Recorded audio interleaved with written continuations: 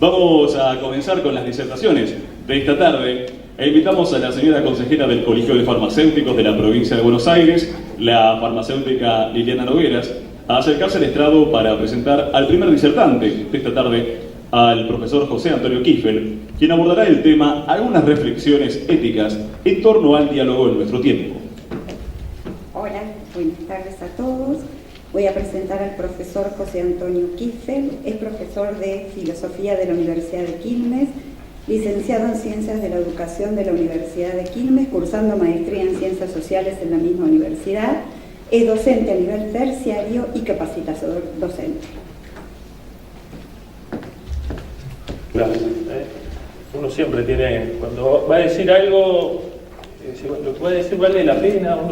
Si no, hay alguien, un docente me decía que si uno no siente eso es porque de alguna manera está faltando el respeto, ¿no? Y siempre me hizo pensar, o sea, está bueno sentirlo en un punto, ¿no? Pero con eso al margen. Agradecido de estar acá. Nuevamente, el año pasado algunos estuvimos con el tema del poder, ¿bien? Y esta vez fue el tema del diálogo. Yo hice una contrapropuesta, digo, el tema del diálogo. Yo trabajo básicamente en filosofía de la educación, ¿bien? Y me interesó pensar, darle una vueltita, el problema del otro, ¿no? El problema de la alteridad. Si no está la cuestión de la alteridad del otro, difícilmente pueda aparecer después la cuestión del diálogo, ¿bien? Y aparece ahí también una palabrita bastante usada, ética, ¿no? Ética. Esta cuestión de la alteridad tiene que ver con esa dimensión ética. Bien, voy a empezar así. Bien, Gabriel. Van a ir pasando algunas pinturas de Guasallamin, pintor ecuatoriano, Osvaldo Guasallamin. Yo voy a intentar, ojalá pueda decir el 1% de lo que este hombre hizo en pintura sobre este tema. ¿Bien? Así que mientras, si alguno se aburre con la filosofía, tiene las pinturas. Y bueno, si no le gustan las pinturas, esperarán la próxima charla, ¿no? Van a ir pasando acá. ¿Bien? A ver, pero para empezar, ¿con qué cosas asociarían la palabra ética? No para definirla, sino decir, yo le digo ética. ¿Qué palabra se le vino a la cabeza? ¿Sí? O sea, una vez alguien me dijo un tacho de basura, la primera palabra que me dijo, ¿no? Tenía una explicación, ¿no? Pero digo, ¿con qué cosas asocian la palabra ética? Moral. ¿Qué más? Valores. ¿Qué más? Compromiso. ¿Qué más? Honestidad. ¿Alguna otra palabra que se le Responsabilidad. Responsabilidad. Conducta. Decoro. Corrección. Forma de vida. Respeto. Bien. Personalidad. Los griegos sí lo unerían bastante la cuestión de la personalidad. ¿Alguna otra?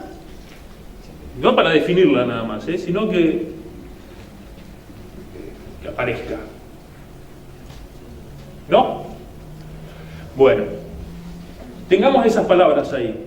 Vamos a ver que obviamente todas esas palabras tienen que ver con la cuestión ética, ¿no? Vamos a ver si pueden ir surgiendo otras en el transcurso de la charla. Bien, yo siempre me gusta empezar con, los que ya me escucharon, me dicen, siempre tiene la misma estructura, me gusta empezar con algún mito. Los mitos son saberes que por ahí han sido un poquito desprestigiados, como saberes menores, ¿no? Porque el que vale por ahí es el saber racional, ¿no? Pero en verdad los mitos, principalmente los mitos muy antiguos, dicen cosas muy profundas de la condición humana, ¿no? Y yo voy a empezar por un mito que es el mito, que es mito, está en la Biblia, pero el Génesis, la primera parte del Génesis, hay muchos mitos, inclusive más antiguos que el pueblo de Israel. Y ahí aparece un mito que es, seguramente ustedes lo conocen, y si no lo conocen, han visto la película, porque hay muchas obras también, que es el mito de Babel. ¿Lo ubican? La Torre de Babel. Y uno dice, muchas veces lo tenemos acá dicho, esto es una Babel, ¿no? Bueno, ¿qué dice ese mito? Básicamente dice que una vez creados los hombres y las mujeres, bien, se esparcieron por la tierra, logran las técnicas apropiadas, construyen una ciudad esplendorosa y como símbolo de su poder, ¿qué hacen? Una torre que se eleva ¿hasta dónde? Hasta los cielos, como símbolo del poder. Dios, dice que caminaba por ahí, es un mito antiguo, bastante antropomórfico todavía, ve esto y ¿qué hace? Dice, estos están como preñados de soberbia, ¿bien? Y van a querer ser como dioses. Una cosa más en este lugar. En este lugar hablaban ¿qué? Un único lenguaje. Lo dice así, en este lugar, en Babel, había un único lenguaje. Y estaban como llenos de sí mismos, dice el texto. ¿Bien? Entonces Dios, ¿qué hace? Dice, estos van a ser como dioses e introduce un elemento extraño ahí. ¿Saben qué elemento extraño introduce? Las lenguas y los idiomas. Dice. Introduce algo extraño, idiomas, lenguas distintas. Básicamente, estos seres dejan rápidamente de entenderse. Se miran y no se entienden. Sobreviene, parece el caos, rápidamente no se ponen de acuerdo, se empieza a derrumbar la ciudad, se derrumba la torre y se dispersan, y ahí dicen que nacen las distintas alteridades, diversidades, pueblos y culturas. ¿Bien?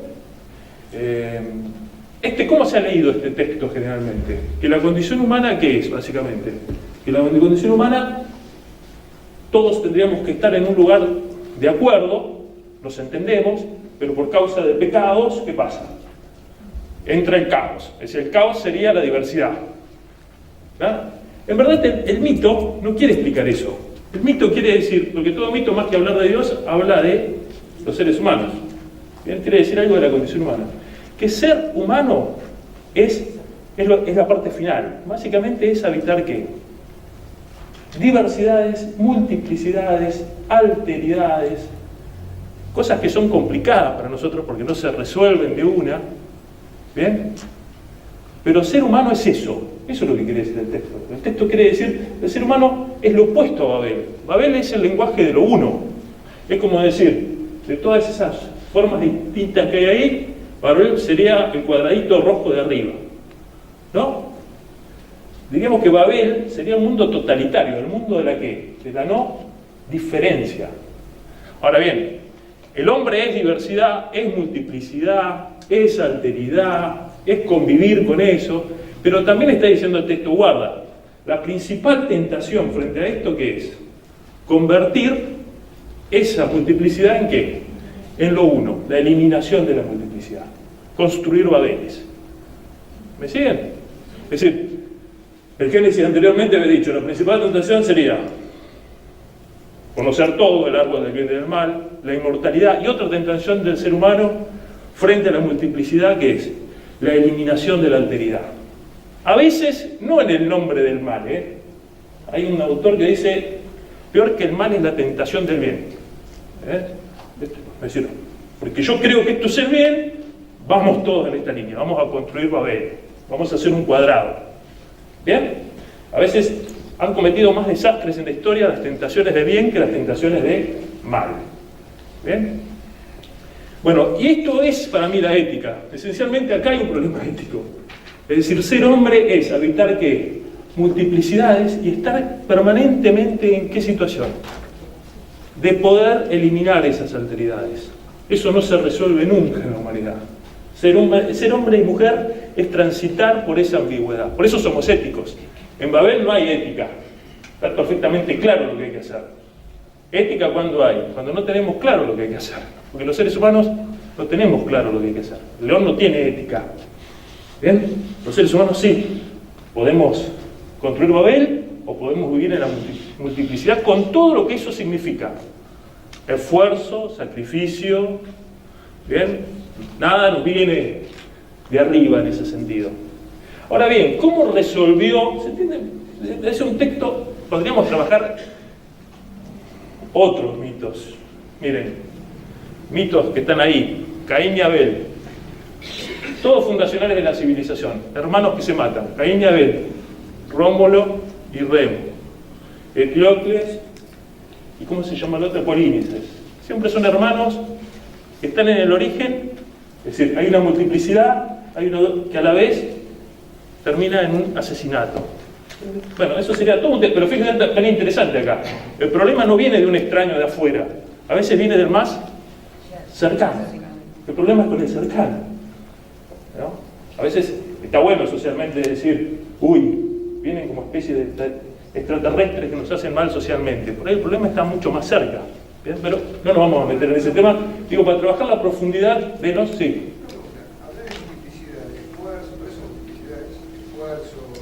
Que justamente, cuando hablamos de que, un poco ahí, el primer cuadro, ¿no? Un poco la multiplicidad es la multiplicidad de lenguas que aparece al principio. No vamos a tener el mismo pensamiento, no vamos a tener el mismo rostro, no vamos a tener los mismos pensares. Y esto, hay como una tentación o un mensaje primario que dice, podemos llegar a un lugar donde todos los seres humanos nos vamos a entender en todo tiempo y espacios. En verdad, eso son siempre provisionales, los acuerdos. Es decir, ser humano significa ser un ser social, y este ser social supone un conflicto intrínseco. Digo esto porque hubo muchísimas utopías en la historia que creyeron que de alguna manera se podía sacar ese conflicto y llegar a estados paradisíacos de unidad completa. Y ser humano en verdad es transitar esa ambigüedad donde somos distintos, hay ambigüedad, somos seres sociales, no tenemos relaciones, somos sociales, y básicamente eso nos va a costar. ¿Me explico esto? Digo esto porque tendría que explicar otras cosas, como por ejemplo todas las utopías que hubo en la historia, las tentaciones de bien, que para conseguir estados paradisíacos del ser humano a veces han terminado eliminando al otro. ¿Bien? Esto es como que por eso somos justamente seres éticos. Vamos a tener que vivir constantemente en esa ambigüedad. ¿Bien? En ese esfuerzo. Nunca... Otro problema acá. Tenemos que sacarnos de la cabeza que la ética tiene que ver, esto tiene que ver con una cuestión histórica, con cosas seguras. La ética es lo más inseguro que hay. Ojalá tuviéramos un reglamento que nos diga cómo tenemos que actuar en todas las situaciones. Cuando es eso, en general, es para inmunizarnos del otro, pero no para comprometernos con el otro. ¿Está? ¿Cómo resolvió eso, básicamente, la modernidad? Digo, modernidad, habría que explicar qué es la modernidad. Estos últimos 500 años, ¿no? Básicamente, esta ambigüedad, este temor entre lo social y el peligro del otro, lo resolvió inmunizándose del otro, creando la ilusión del individuo. Es decir, que somos seres previamente individuales y después que somos seres sociales. Ya para decir que el padre de la modernidad, lo que dicen que es el padre de la modernidad de Descartes, no lo voy a explicar, pero dice, soy una cosa que piensa, primero, la primera certeza. Todo lo demás lo tengo que demostrar. Dios, el otro, ¿bien? Una cosa que piensa. Más claro en filosofía política. En filosofía política moderna, la primera idea, o la más central, es la del individuo. Primero somos individuos y después somos seres sociales. ¿Por qué? Porque hacemos contratos. La sociedad es un contrato. ¿Por qué es contrato? Y ahí hay múltiples interpretaciones. Por conveniencia, por potenciación, por miedo, etcétera, etcétera. Pero primero que está el individuo. Económicamente, ni hablar. Las principales corrientes del capital o del capitalismo dicen que el motor de la historia, ¿qué es? El individuo con su egoísmo originario. Ni hablar. Y éticamente, no lo vamos a profundizar ahí porque tendremos para... Y éticamente, Kant, que es el principal referente de la ética de la modernidad, fíjense que en todas las palabras que dijimos nosotros, yo también habría dicho lo mismo, no aparece la palabra otro. Yo tengo la convicción de que somos profundamente kantianos, todos, ¿no? En ese sentido. Porque es una ética que básicamente es principios, libertad y voluntad. Es una ética que está centrada absolutamente en uno mismo, ¿bien? Que se justifica también en el individuo. Digo, porque la modernidad en general trabaja la idea del individuo. Pero no, para no profundizar esto y ser más concreto todavía, va a haber un autor que es uno de mis preferidos, es un autor lituano,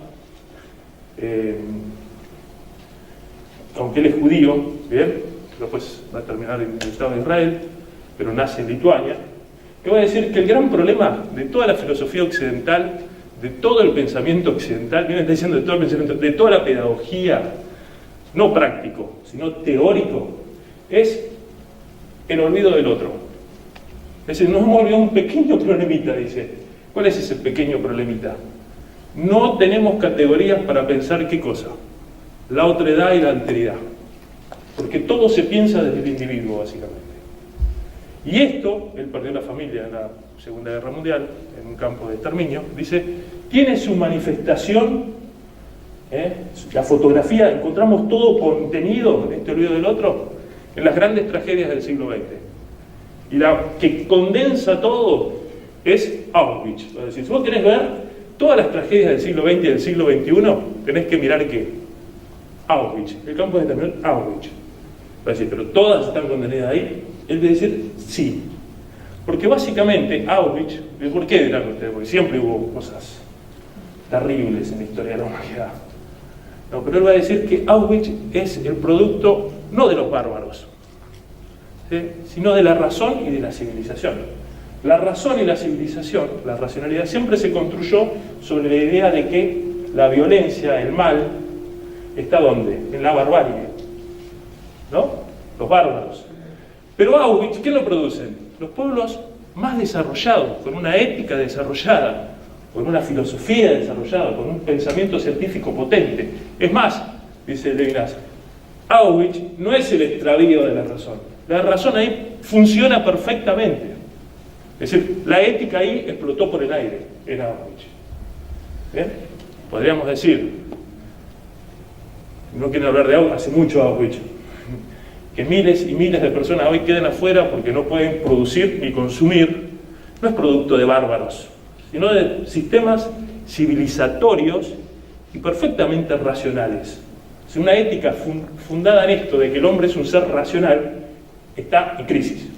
No apareció la palabrita crisis, pero es evidente que una ética planteada solamente desde ahí está en crisis. Y hay otro amigo de Levinas, también judío, Adorno, ¿bien? ¿Me van siguiendo o voy muy rápido?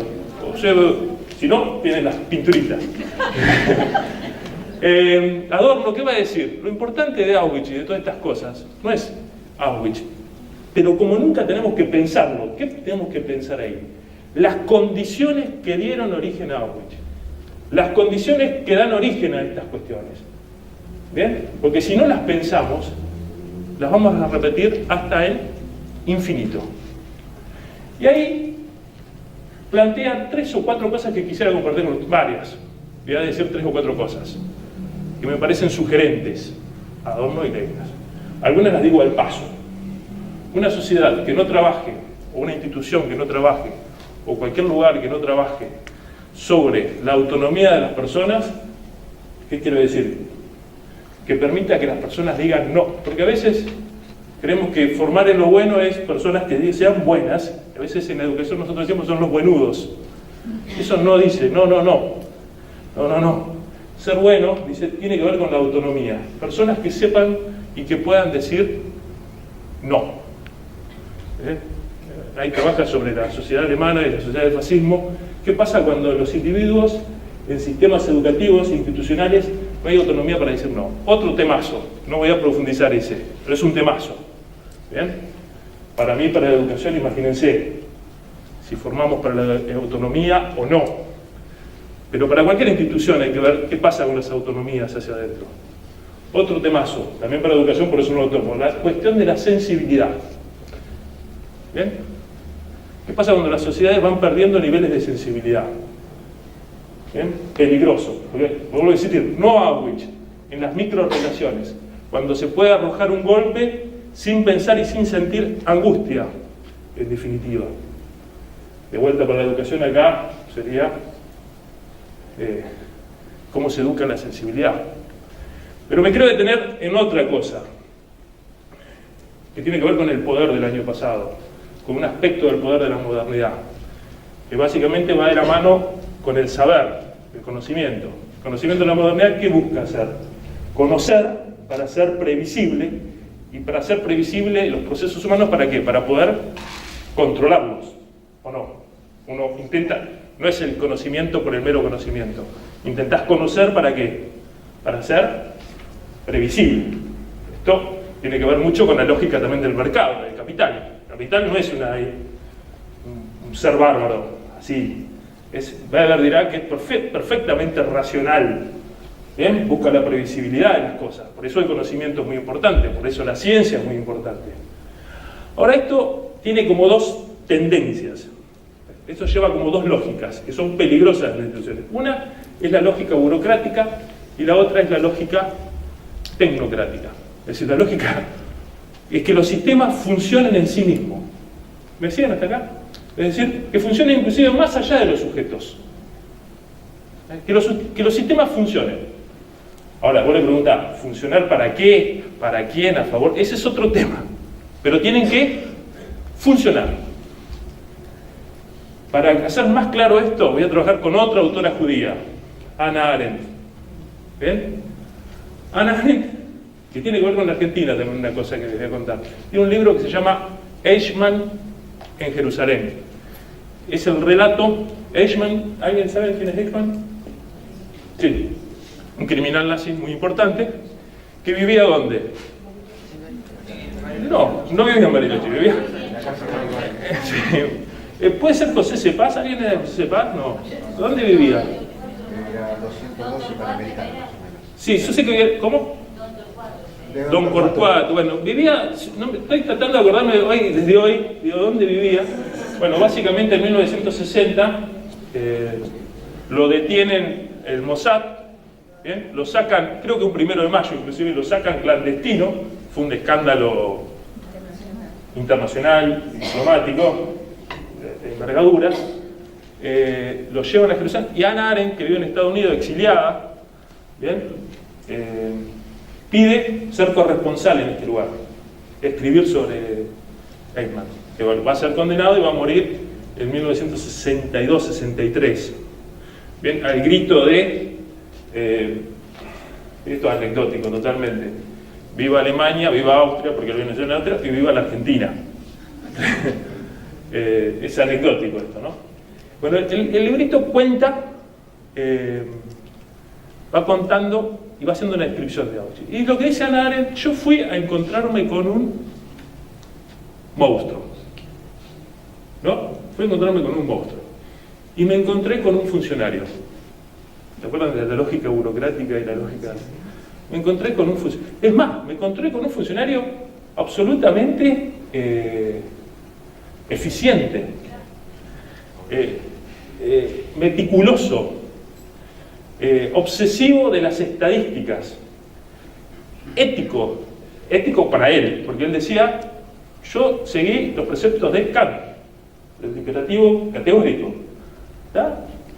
Es más, cuando en 1939 me pidieron una solución, que la solución era sacar a los judíos a un estado, hubo una primera salida así, yo busqué la salida para eso. Después me dijeron, solución final, y él se encargó de la logística, del transporte. Y él lo hizo meticulosamente. Y Hannah Arendt dice, él cometió cosas monstruosas sin motivaciones monstruosas. Él llenaba formularios, era un funcionario, era un burócrata. En definitiva, dice, para que Auschwitz sea posible, se necesitan 3 o 4 mentes perversas. Siempre las mentes perversas están. Pero básicamente, y este es un gran problema ético, se necesitan, y los hay, miles de burócratas, funcionarios, gente que básicamente, ella va a decir, superficial moral. Y usa esa palabra, superfluo, que no tiene conciencia ni siquiera de lo que está haciendo. Una sola cosa le es absolutamente importante, el crecimiento personal, dice. Y el abandono de lo público en un punto. Pero después es un funcionario. La lógica de los funcionarios, bueno, este es un gran tema, ¿bien? Un gran tema hacia las instituciones. Si a esto le sumamos la cuestión tecnocrática, de que si algo lo puedo hacer, con lógica de mercado, como alguien dijo hoy, se hace. ¿Bien? Y después ahí habría que preguntarse, bueno, de vuelta, pero es como decir cuando tiraron la bomba atómica, algunas dicen que Por ejemplo, ahí miró y dijo, ¿qué hemos hecho? Pero después. Mientras tanto hay una fascinación por el pensamiento funcional, burocrático y técnico muy importante, que tapa absolutamente todo lo otro. Ahí Jonas, otro judío, estoy pensando todas esas mismas tradiciones, se dan cuenta que tomé una tradición de pensamiento, dice, para todas las instituciones y para todos los seres humanos, en el siglo que viene, ¿bien?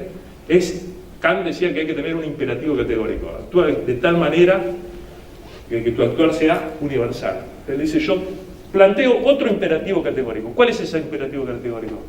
Dice, actuemos de tal manera que sea posible, sea responsable de la vida de quién, de las generaciones futuras. Las instituciones tienen que pensar esto.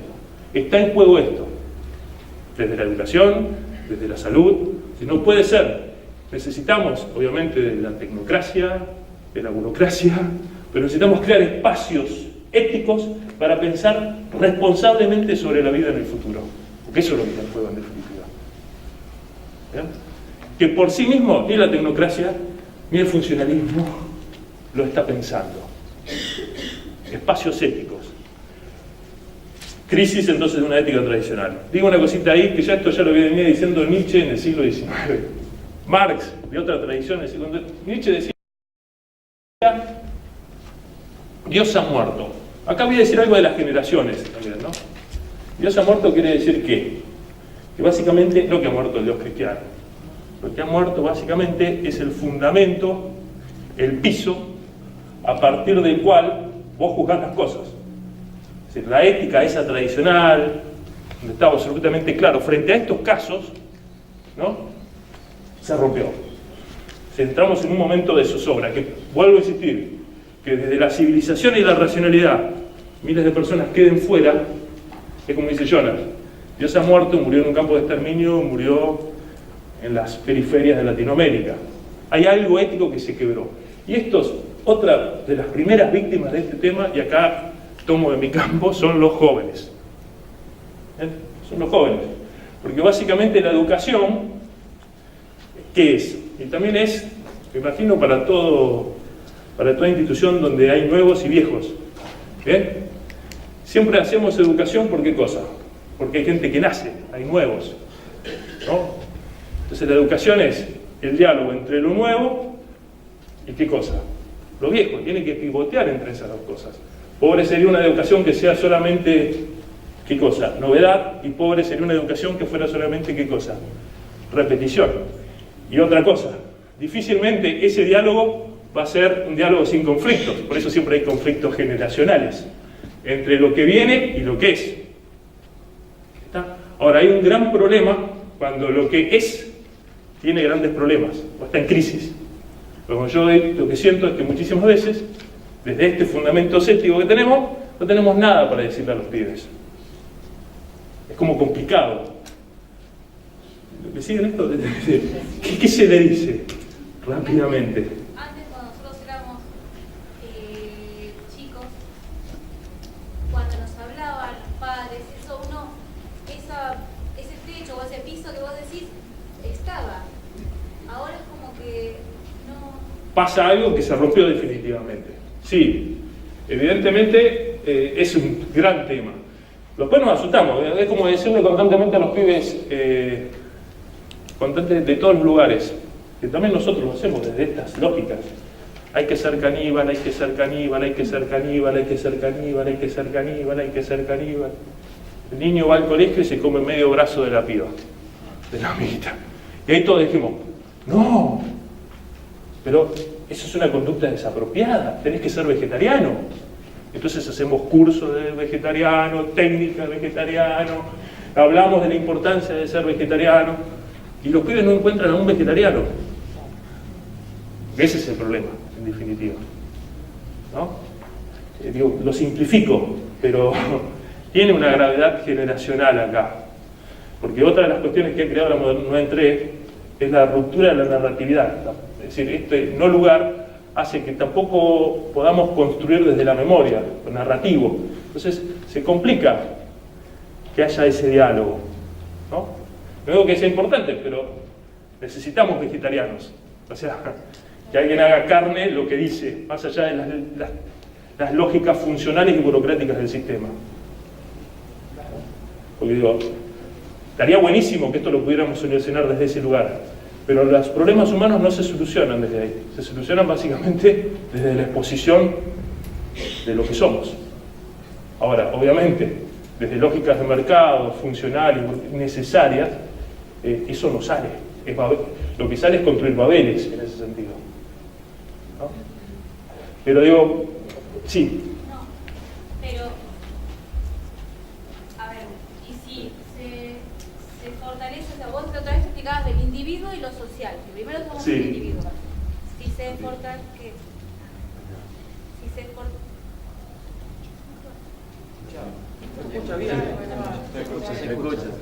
Se escucha igual, ¿eh? Sí. Digo, si el individuo es formado con todas las herramientas, que podemos mejorar la parte social. Yo lo que creo es que el individuo no se está formando Sí. de la manera que no se va a poder comportar nunca en la sociedad si no está individualmente formado. Totalmente de acuerdo. Ahora bien, eso de vuelta, no es con una lógica, porque a ver, ¿cuál es la primera tentación de vuelta?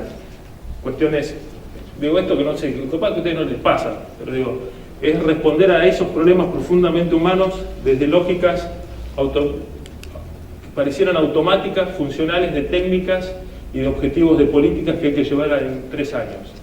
Y no.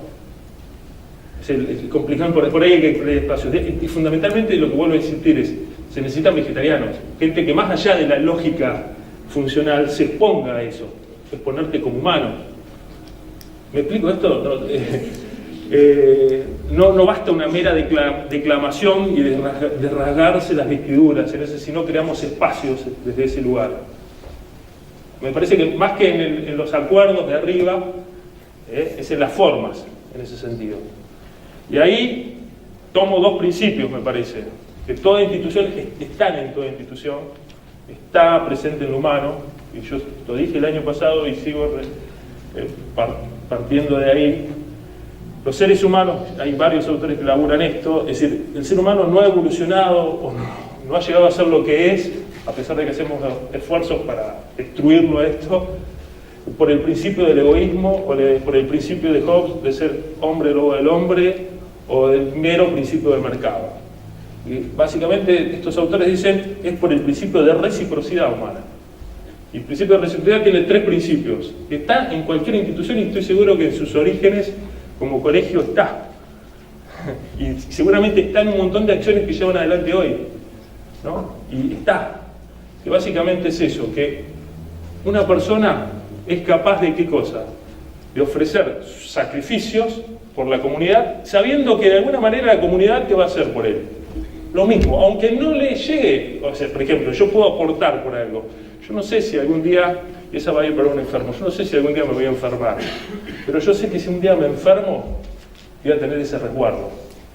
Esto supone un pacto de reciprocidad. ¿Me siguen? Es mucho más que el mero egoísmo. Doy esto para recibir. No. Yo me comprometo con un otro. Pero dicen estos autores también que hay una penalidad para el que no cumple. También hay que ver qué pasa con las penalidades para el que no cumple ese principio de reciprocidad. ¿Qué cosas se premian socialmente? ¿No?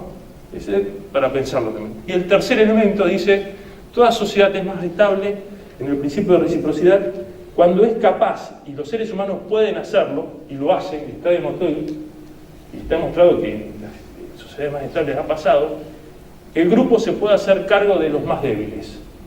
Es decir, todos somos capaces de hacer esfuerzo por los más débiles, sabiendo que de alguna manera cuando yo esté en ese, también me puede pasar. Ahí, de vuelta, la filosofía judía trabaja 4 figuras que me parecen muy interesantes. Una muy antigua, que es la del huérfano y la viuda, el que quedaba desprotegido. El pobre, el extranjero y el enfermo. ¿Ya?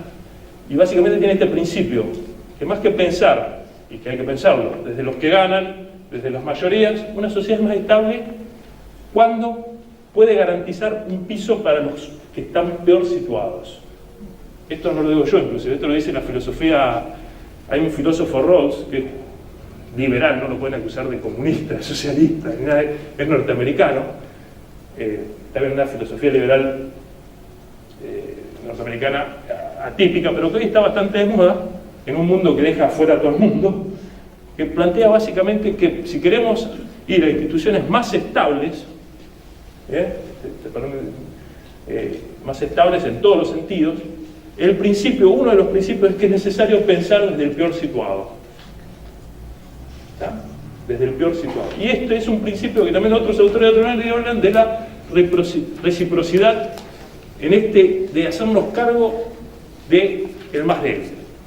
Me parece que acá, de vuelta, hay muchísimo para refundar una ética que ya no es de normas, ¿no?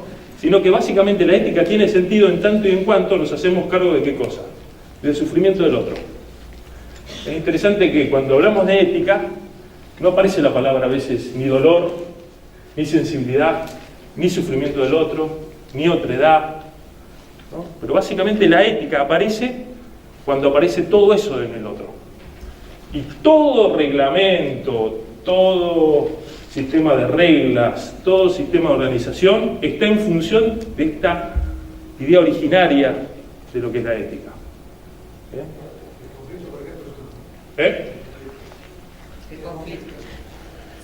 El conflicto, sí. Ahí tendría toda la charla de la vez pasada del poder, ¿no? Sí, no digo que esto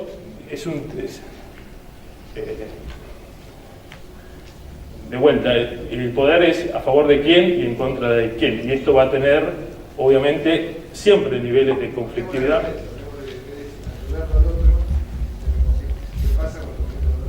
Sí, yo creo que de las lógicas que estábamos hablando de hoy es la eliminación del conflicto y es la eliminación de la otredad en ese punto. ¿Qué hoy? Perdón.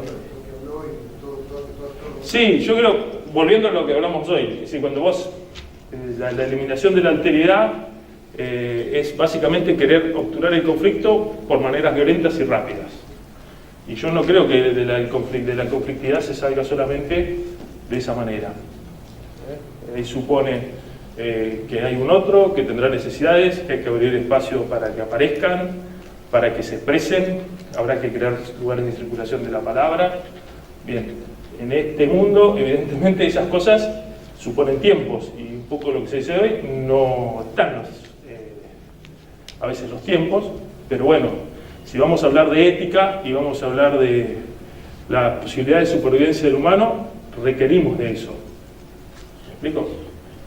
El conflicto va a ser constitutivo. Ahora, o sea, que este planteo que estoy diciendo, yo no estoy diciendo que no hay conflicto. No, hay conflicto. El tema es que esto se resuelve con seres humanos exponiéndose. ¿Bien? No construyendo babeles de ese punto. Inmunizándose del otro. Yo desconfiaría de cualquier teoría que de entrada saque el conflicto o plantee cuestiones ideales.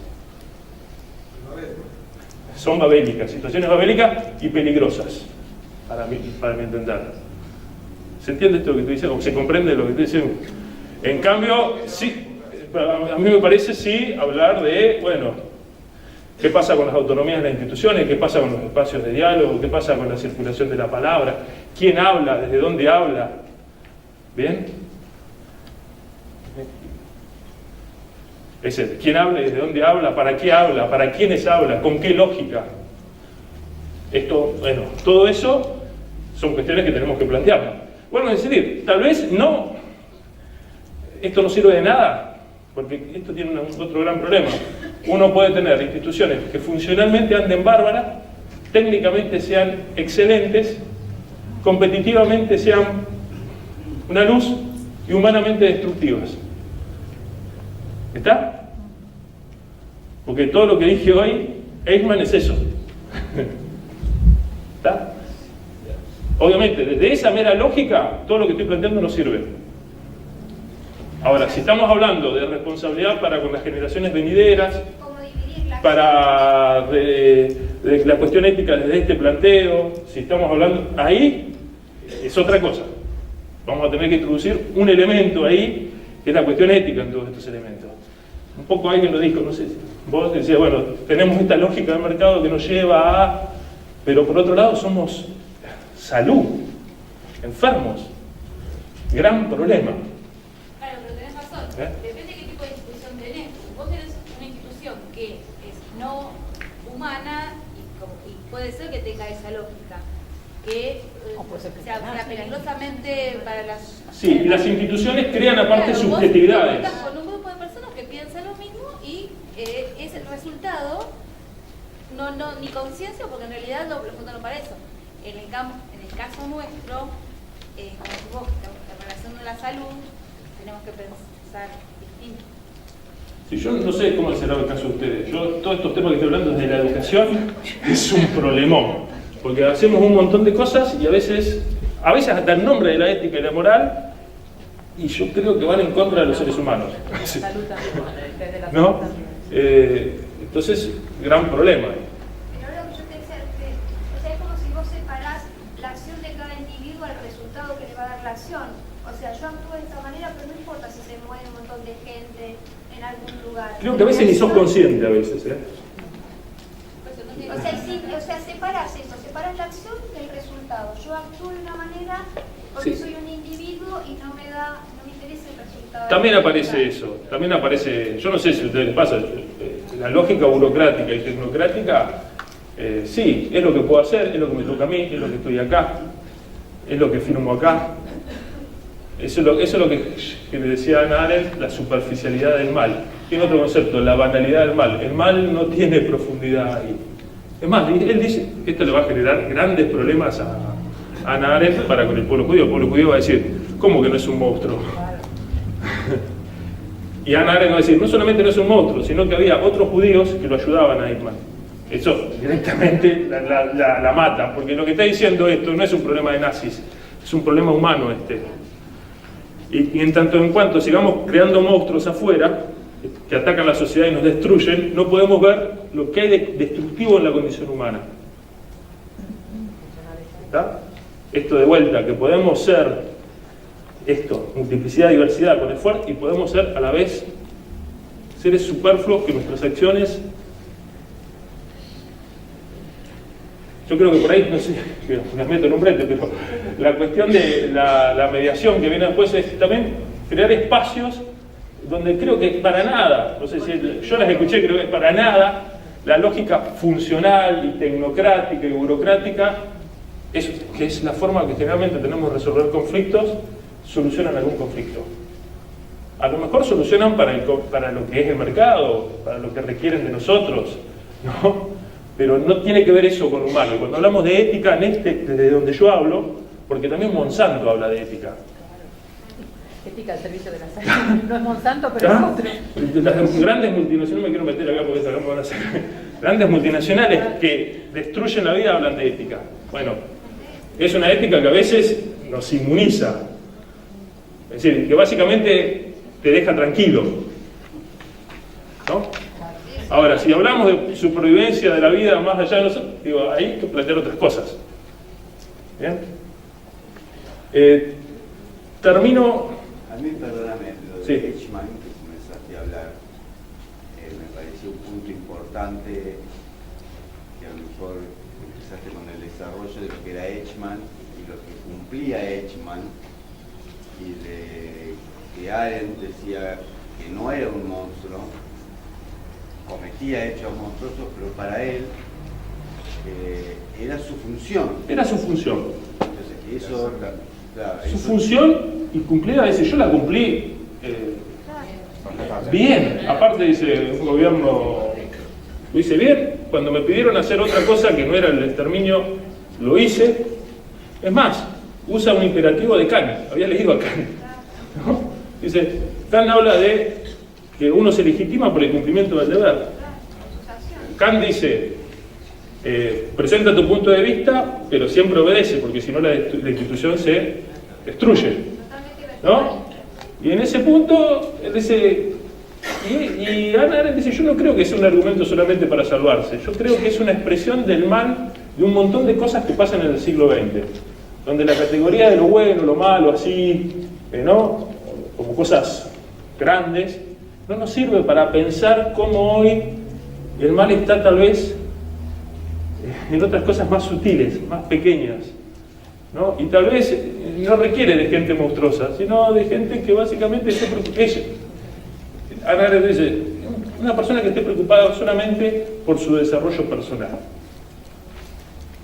Una exacerbación de lo personal y un abandono de toda cuestión pública.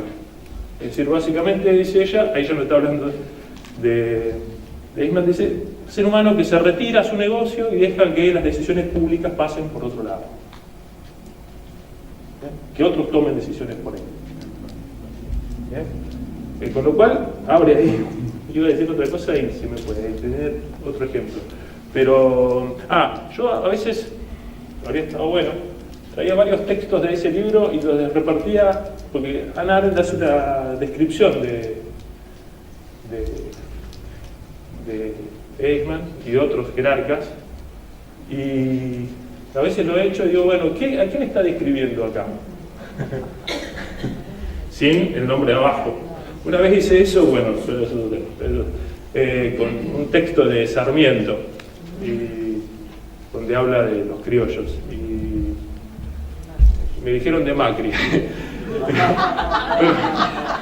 Una cosa muy loca fue, ¿no? Y después me dan todas las explicaciones, pero nada, sin animosidad, como decíamos, no tengo nada, pero bueno.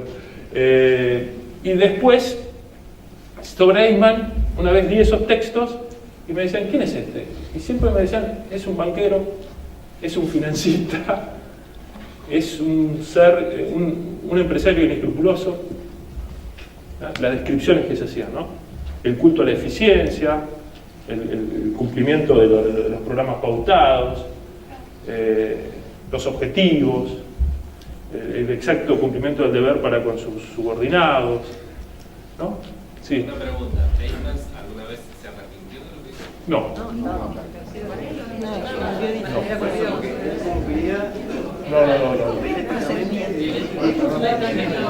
Sí, no se arrepintió. Es más, donde mostró que no era un funcionario y mostró cierta sangre, yo por eso ahí hay una ruptura.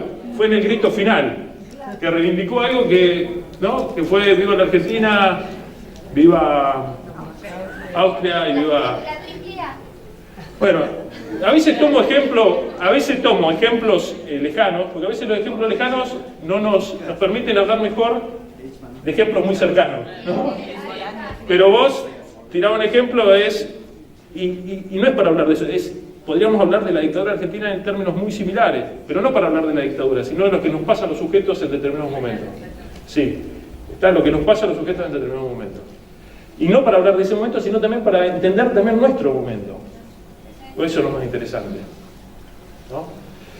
Termino, ya que hago tradición judía, hoy estoy así, pues así, con un relato bíblico de vuelta. Para mí es hermoso en ese sentido, que es el del samaritano, ¿lo ubican? De Jesús. Se acerca un maestro de la ley, a Jesús, maestro de la ley, un tipo que sabe mucho de moral de su tiempo, ¿no? Sabe todo, es más, el que marca lo que hay que hacer bien y mal, el que dice este es el culpable, este es el que hay que lapidar, ¿no? Y le dice, ¿qué tengo que hacer para salvarme? ¿Qué tengo que hacer para ser ético en un punto? Jesús le dice, ama a Dios sobre todas las cosas y a tu prójimo como a ti mismo. En verdad, el tipo lo sabía, pero ¿vieron cuando alguien hace una pregunta para ponerte en problemas? Bueno, le dice, ¿y quién es mi prójimo? Jesús no le contesta. Me siguen dentro de lo que es muy conocido. Y le dice un relato. Bajaba un sacerdote, pareció el maestro de la ley, no, bajaba una persona, camino de Jerusalén a Jericó, lo agarran los salteadores, alguien diría, vieron que hay inseguridad siempre. Y bueno, si Menem pudo justificar, Menem alguna vez, pero yo lo deliro, ¿no? Menem justificó una vez que pobres había, como dice la Biblia, pobres siempre, porque Jesús siempre dice, pobres siempre los tendrán. Y Menem justificó alguna vez que le dijeron por la pobreza, pobres siempre lo tendrán. Así que no sería extraño que digan, veo que hay inseguridad siempre. Bueno, cae el salteador, lo hieren, lo dejan tirado al costado del camino. Baja un sacerdote, lo mira y agarra el otro camino. Baja un levita, que también sabe un montón de ley, de moralidad y de reglamento y de respetuosidad. Lo mira y agarra el otro camino. Y baja un samaritano. El samaritano para el judío es lo peor que hay. Ha invadido su tierra, es un ser inferior, un ser que hay que despreciable. Pero dice, ahí usa otros verbos. Lo vio, no pasó el árbol, lo vio, se compadeció, lo tomó, lo curó, lo subió, va diciendo todo eso verbo, lo sube a su mula, lo lleva, se lo deja en hospedaje a alguien y le dice, ¿qué le dice? Cúralo, cuando vuelva te pago todo lo que gastes en él. Cuestión de respirar. Lo mira Jesús al maestro de la ley y le dice, ¿y quién se comportó como prójimo acá? ¿No? Y entonces el tipo no le queda otra que decir, así, estoy seguro que no lo dice el texto, es samaritano. Bueno, andate y hacemos lo mismo, le dice, ¿no? Así de lapidario, ¿no? Bueno, yo me parece que es un texto bastante interesante, ¿no?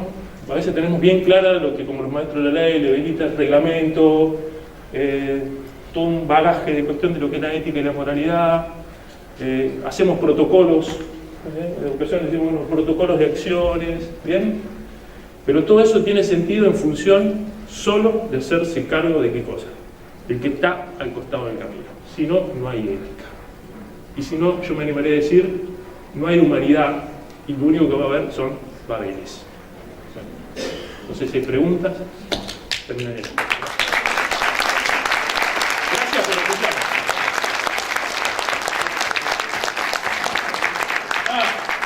No sé si vieron la escritura de Guasayamin.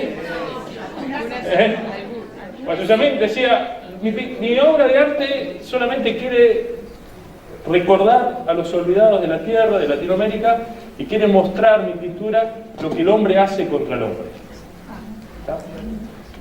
Bueno, por eso Espacio de preguntas. ¿Alguien desea realizar otra pregunta o comentario? Perdona a las compañeras que extendí un poco. No, ¿estoy bien? ¿Alguien desea realizar pregunta?